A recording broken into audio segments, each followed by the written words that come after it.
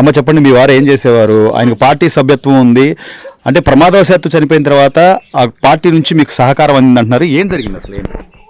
మా ఆయన rod building పని చేస్తూ ఉంటారు, యాక్సిడెంట్ అయ్యి చనిపోయాడు. అందుకని పార్టీ తరపున సభ్యత్వం ఉండటం వల్ల 2 లక్షల డబ్బులు నాకు ఇచ్చారు. సో అంటే అమ్మ అది ఆపద ఎవరో అనుకునేది కాదు, అంటే చనిపోతేనే వచ్చే డబ్బులు అని కూడా ఎవరు అనుకో, కానీ అనుకోకుండా జరిగిన దానికి కూడా ఈ రోజున పార్టీ అండగా ఉండడం ఉంటుంది. టీడీపీ పార్టీ ఎప్పుడు అండగానే ఉంటుంది. అనుకోకుండా జరిగిన అన్నిటికీ వాళ్ళు సహకరిస్తున్నారు ఎక్కువ. సో కొత్తగా పార్టీ సభ్యత్వం తీసుకోవాలనుకునే వాళ్ళకి ఏం చెప్తారమ్మా మీరు? తీసుకోమని చెప్తాను. ఎందుకు తీసుకోవాలి? తీసుకుంటే ఏదన్నా దురదృష్టవశాంతి ఏదైనా జరిగినా కానీ ధనం వాళ్ళ ద్వారా వచ్చింది అన్న నమ్మకం నాకు వచ్చింది. ఆర్థిక సాయం అయితే అందిద్ది. మీకు ఆర్థిక సాయం ఎలా ఉపయోగపడుతుందమ్మా మీకు ఈ రోజు? ఇంట్లో ఇంకా జరగటానికి నాకు తినటానికి కానీ అన్ని విధాలుగా ఉపయోగపడుతుంది.